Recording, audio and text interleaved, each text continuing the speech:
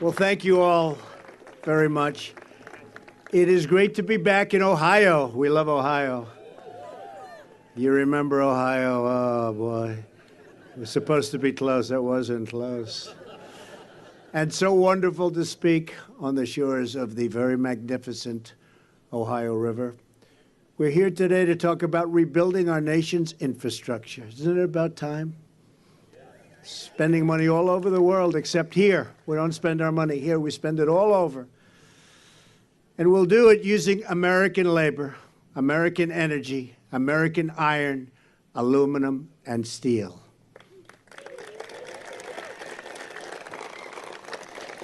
We believe in the dignity of work and in the greatness of the American worker. No worker like our American worker. I want to thank Secretary Perdue, Secretary Zinke, and Administrator Pruitt for joining us today. And you saw what we did with our great administrator. You saw what happened last week with the so-called Paris Accord. We will keep our nation so great and so strong, and we will never have outside forces telling us what to do and how to do it, believe me.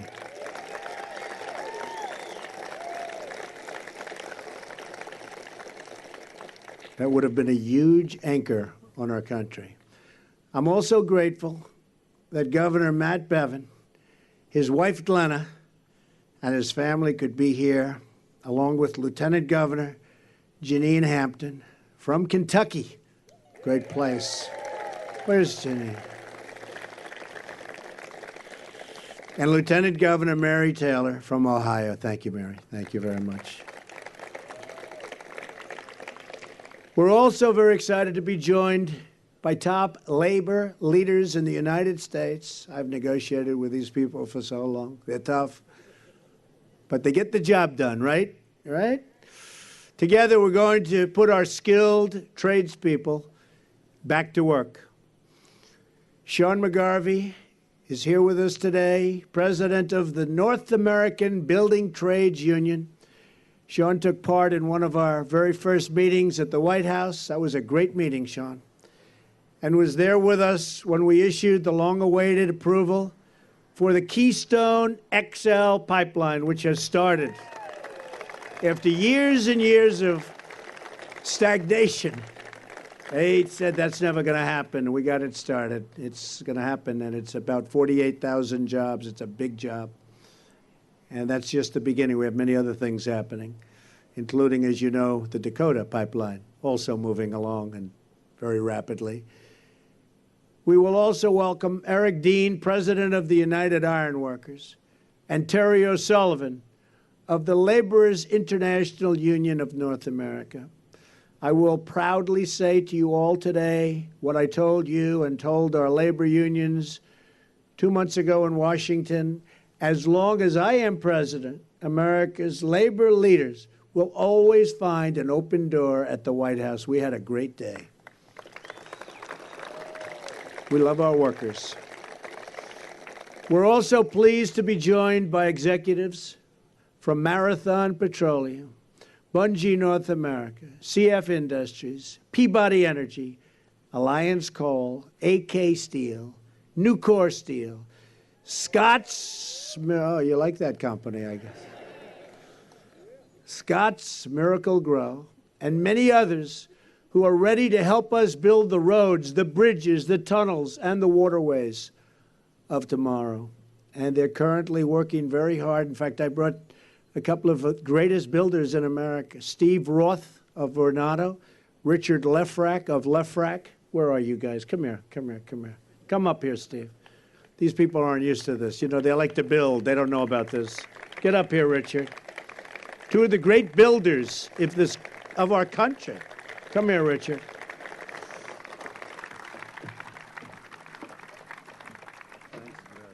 Oh, watch. Oh, I have to do this. Do you want to say anything, fellas? They're not big talkers. Yeah, I'll say unless they're behind the desk, they're big talkers. Go ahead, Richard. Go.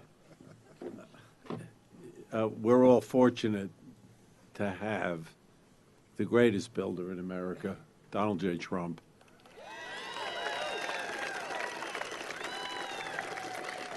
standing behind an infrastructure program which America sorely needs and is ready to implement. Donald, President Trump, thank you. Steve, come, say. Huh? No? Come here. Get off the stage, fellas. That's it. Richard, that was a good job. Thank you. These are great builders, and we're watching, and they're looking over our shoulders. Believe me, they don't need the money. They're not doing it for that. I said, make sure it's going to come in on time, under budget, maybe even ahead of schedule. But we say on time, under budget, and they're going to be watching and looking over some of the big jobs that we have planned so it gets done properly, not these jobs that take 14 years to build when they're supposed to be completed in 18 months. You've been hearing about them a little bit, right? That's been the standard. It won't be happening, not in this administration. The American people deserve the best infrastructure anywhere in the world. We are a nation that created the Panama Canal, the Transcontinental Railroad, and the Internet. If you think about this, the great highway system, the interstate highway system, we don't do that anymore. We really don't. We don't even fix the old highways anymore. We'll take even fixing them, but we're going to get them going again like they've never been before. These projects not only opened new lanes of commerce, but inspired the immigration and the dreams of millions and millions of people. We crafted monuments to the American spirit. It's time to recapture our legacy as a nation of builders and to create new lanes of travel, commerce, and discovery. And we're going to see all the way into the future, and the future is going to be beautiful, and the future is going to be bright. In my campaign for president, I traveled all across the nation. I saw the crumbling infrastructure. I met with communities that were desperate for new roads and new bridges. Bridges were so dangerous, they couldn't use them. They were worried they'd fall down, and you've seen that happen. And I heard the pleas from the voters who wanted to know why we could rebuild. Foreign countries, my big thing, we build in foreign countries. We spend trillions and trillions of dollars outside of our nation, but we can't build a road, a highway, a tunnel, a bridge in our own nation. And we watch everything falling into disrepair. It's time to rebuild our country, to bring back our jobs, to restore our dreams. And yes, it's time finally to put America first. And that's what I've been doing, if you haven't noticed.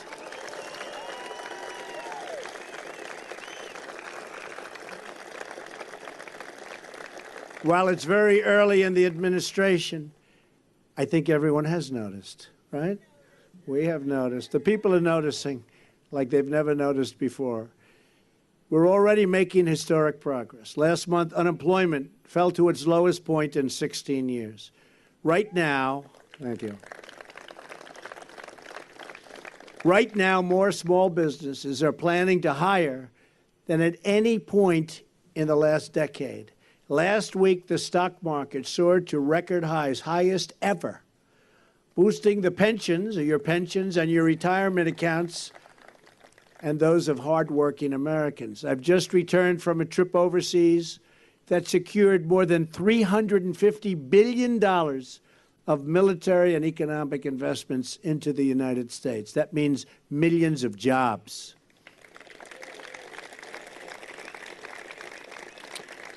And I want to thank the King of Saudi Arabia, King Salman. Spent a lot of time together, and they're doing a great job. They're going to be doing something very special. You see it with terrorism, the funding of terrorism. It's going to stop. Got to stop the funding of radical Islamic terrorism, and they're going to stop.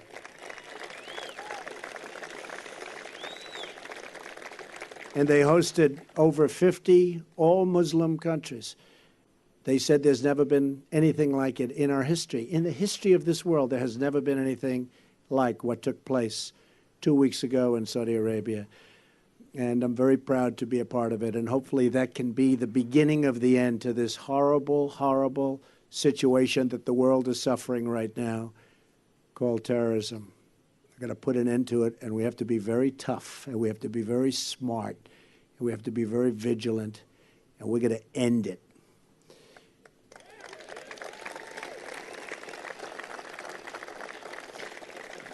In my meetings with foreign leaders from many countries, I sent a clear message that America expects fair trade, a level playing field, and so many other things that we're demanding for our workers and for our companies. Every other country looks out for their interests. It's time that we finally start looking out for our interests in the United States. No longer will we sacrifice American jobs, factories, and wealth. The theft of American prosperity has come to a screeching halt, folks. And a new era of American greatness is about to begin, and you see it. It's already beginning. We're going to restore America's industrial might. And I look here and something, those barges, they've been waiting for us to say hello. The captain says, please wave. Hello, Captain. He put up that big, beautiful American flag. Creating the jobs and tax base to put new infrastructure all over our country. That's what's happening. But to achieve our full economic strength, we must repeal and replace Obamacare. Since Obamacare's implementation began, premiums have increased by an average of 75% in Kentucky and 86% in Ohio. Just yesterday, we learned that the last statewide insurer in Ohio is leaving. Have you folks heard about that? That's it. Bye-bye. Wave goodbye. What a mess. That could mean another 20 counties and 19,000 people will have no plans. The House of Representatives has done, and the House of Representatives has been working, I will tell you, very, very hard. It's done its job in passing along an Obamacare replacement bill. Now it's time for the Senate. Mitch McConnell is working very hard to act and to save Americans from this catastrophic event, because Obamacare is dead. Obamacare was one of the biggest broken promises in the history of politics. Remember, you can keep your doctor, you can keep your plan. Didn't work out that way.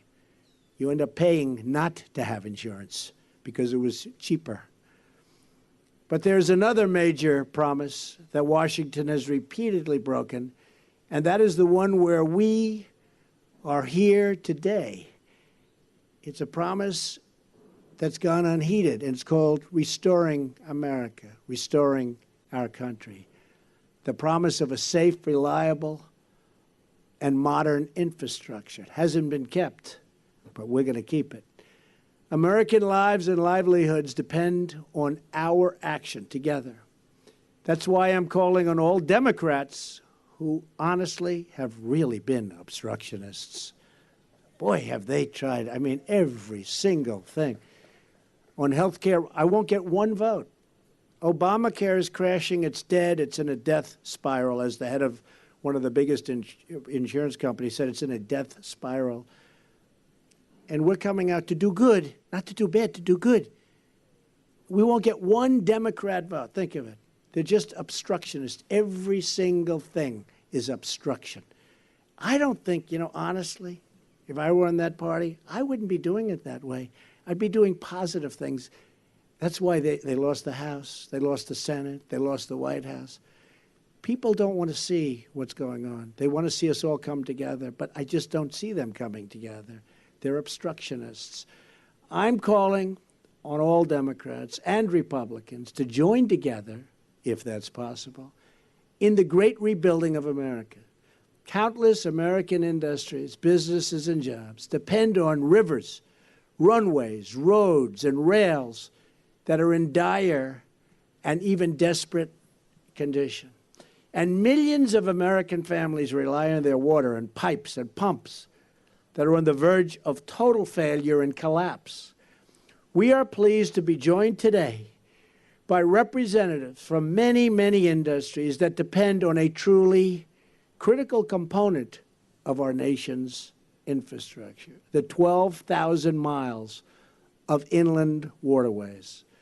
We have farmers, coal miners, and by the way, those coal miners are happy. Coal miners, oh, they like Trump. They like Trump. Same with steel workers and oil workers. We've taken those restrictions and those horrible regulations off your companies. We're going to have clean, beautiful air, clean, beautiful crystal water. But you're going to have your jobs also. You're going to have your jobs. Maybe more than ever before. So I want to salute each of you for the work that you've done, and maybe more importantly, for the work that you're about to do, because it's going to be a beautiful thing. You watch. These citizens know firsthand that the rivers, like the beautiful Ohio River, carry the lifeblood of our heartland. In fact, I'm very proud that behind us today are those 12 barges. Look at this, West Virginia. Do we love West Virginia? West Virginia. They're filled with West Virginia coal. And you know, next week, we're opening a big coal mine. You know about that. One in Pennsylvania. It's actually a new mine. That hadn't happened in a long time, folks. But we're putting the people and we're putting the miners back to work. The contents of just one 9-barge towboat, like the one behind me, carries the equivalent of 1,000 semi-tractor trailers. People don't realize it. People don't realize it, but they do now. Roughly 60% of United States grain exports travel down these waterways to the Gulf. More than half of all the American steel is produced within 250 miles of where we're standing right now, and its production depends on the inland waterway system. And wait till you see what I'm going to do for steel and for your steel companies. We're going to stop the dumping and stop all of these wonderful other countries from coming in and killing our companies and our workers. You'll be seeing that very soon. The steel folks are going to be very happy. Up to 25% of the nation's energy cargo relies on these channels and the refineries along their shores.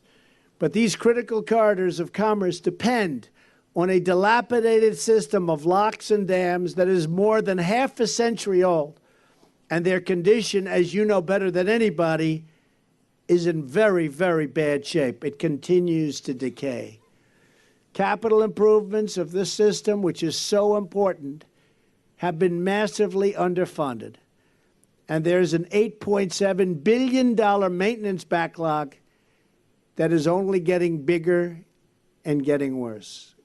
Last December, up the Ohio River near Pittsburgh, one lock built more than 50 years ago had to be shut down for 5 days due to hydraulic failure. And you know what that means. 5 days means everything comes to a halt. We simply cannot tolerate a 5-day shutdown on a major thoroughfare for American coal, American oil, and American steel, which is going to get more and bigger. America must have the best, fastest, and most reliable infrastructure anywhere in the world. We cannot accept these conditions any longer. A few years ago, a gate broke from its hinges at the Markland Locks on the Ohio River in Kentucky. It took nearly 5 months to repair. Any of you know about that? Wasn't a pretty picture, right? Right? I don't think so. And in 2011, a massive section of canal wall collapsed near Chicago, delaying everything, and it seemed like forever. Great American businesses like Land O'Lakes, which is here today, from Minnesota. Where are they? Stand up. That's good stuff. Come on, stand up. Good. It's good stuff. Fear that the lock and dam systems they rely on are no longer dependable. I am here with a message for you and for all of the great businesses that are gathered with us, and maybe more importantly, because that's what it's ultimately about, those businesses, workers. Together we will fix it. We will create the first-class infrastructure our country and our people deserve.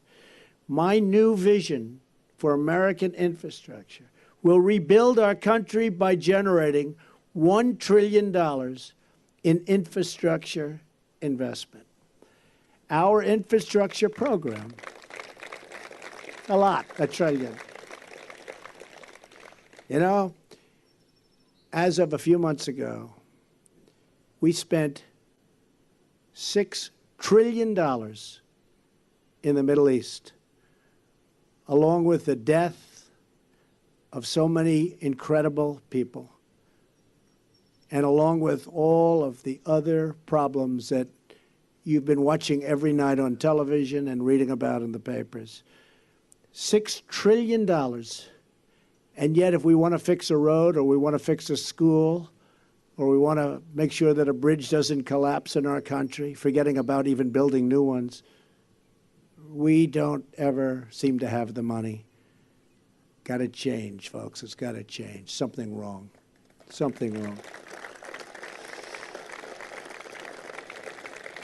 Our infrastructure program will be based on forging new partnerships and demanding new accountability for every federal taxpayer dollar. Under this vision, the federal government will drastically reduce burdensome regulations, which we've already been doing. We have some more to go, but it's going rapidly. I think when people tell me, you know, we're doing the largest tax cut in history, people are more impressed with the fact that we've cut so many regulations. If they had their choice, which is hard to believe, nobody would have believed it. So we're getting rid of the regulations, and we're massively streamlining the approvals and the permitting process. Already, my administration has expedited environmental reviews and critical energy projects all across the country. They're getting approved so fast. Thousands and thousands of big jobs, big jobs. I don't mean individual jobs. I'm talking about project-type jobs. Thousands of them are being approved rapidly. And if they're not environmentally sound, they're not going to be approved. But we'll tell them you're not going to get approved. But thousands of jobs are being approved all over the United States. And I'm very proud of it. And Scott Pruitt has been right at the forefront, and he's done an amazing job.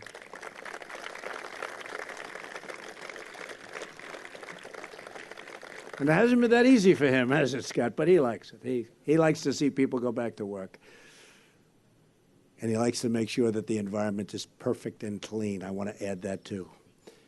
I'm pleased to announce that the Dakota Access Pipeline, which I just mentioned, is now officially open for business, a $3.8 billion investment in American infrastructure that was stalled. And nobody thought any politician would have the guts to approve that final leg. And I just closed my eyes and said, do it.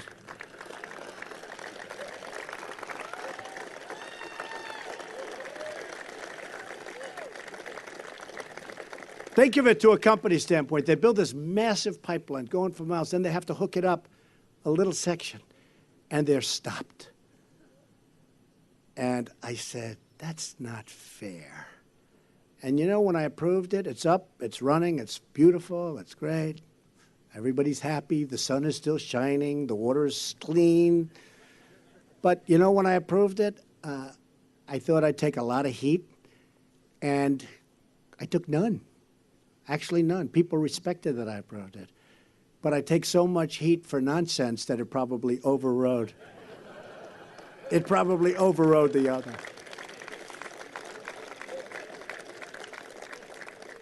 It's like a decoy.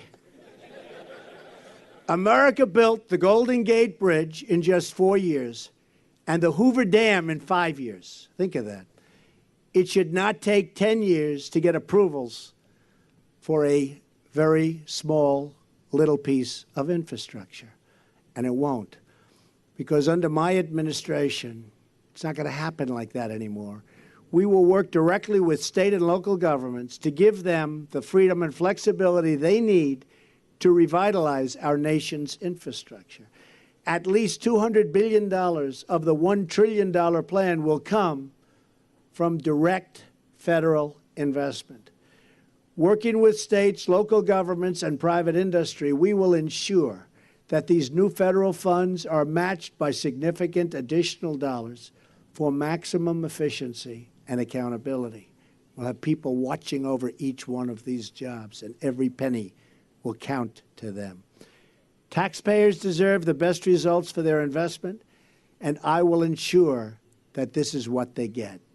The last administration passed a stimulus package, of which only a tiny 7% went to infrastructure, and much of that was just wasted money. You folks up front, you know what I'm talking about.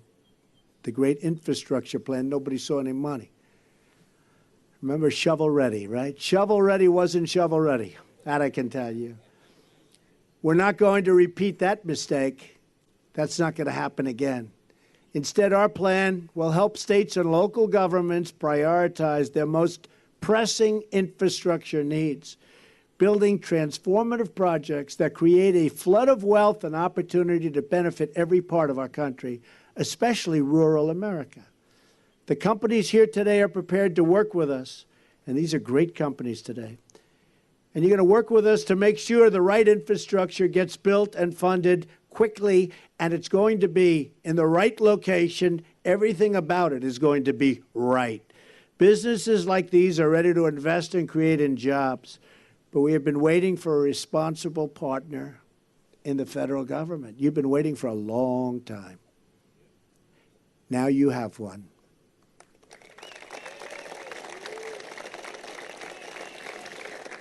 So I want to thank all of the great workers for being here today. I want to thank all of the great business leaders. You have some business leaders that are legendary people in the audience, running massive, massive companies and being slowed down, but now they'll be able to speed it up. Not only are we going to repair much of the depleted infrastructure, but we're going to create brand new projects that excite and inspire, because that is what a great country does. That is what a great country has to do. America wants to build. Across the nation, our amazing construction workers, steel workers, iron workers, fitters, electricians, and so many others are just waiting to get back to work. With the talent and skill they represent, which, believe me, I grew up in the building business. I know the talent and the skill and the courage and everything else that they have. There is no limit to what we can achieve. All it takes is a bold and daring vision and the will to make it happen. Nearly 2 centuries ago, one American governor had just such a vision and a will. His name was Governor DeWitt Clinton. As the governor of New York State, he dreamed of a canal stretching nearly 400 miles to connect the Atlantic Ocean in the east with the Great Lakes in the west. He predicted that its construction would place New York City at the very center of worldwide commerce. He took the idea to Washington, but President Thomas Jefferson, great president, didn't agree with him, and he dismissed that concept as total madness. I'd like to thank all of the people that helped so much in that incredible event, and I think that Jefferson simply understood who he was and who he was dealing with, because if you want a New Yorker to do something, just tell them, like our great past governor, that it's impossible to do. The governor didn't give up, and New York State achieved what they thought was the impossible. And when the Erie Canal opened in 1825, he was on the first boat. He personally deposited a bucket of water from the Great Lakes into the New York harbor. The new canal exceeded even the governor's bold vision. It dramatically reduced the time and cost required to transport goods from the heartland. As a result, new settlers rushed into the Midwest, including to right smack here. Probably some of you indirectly, right? Definitely some of you. Just as the daring dreams of our ancestors opened new paths across our land, today we will build the dreams that open new paths to a better tomorrow. We, too, will see jobs and wealth flood into the heartland and see new products and new produce made and grown right here in the USA, and you don't hear that much anymore. We will buy American, and we will hire American.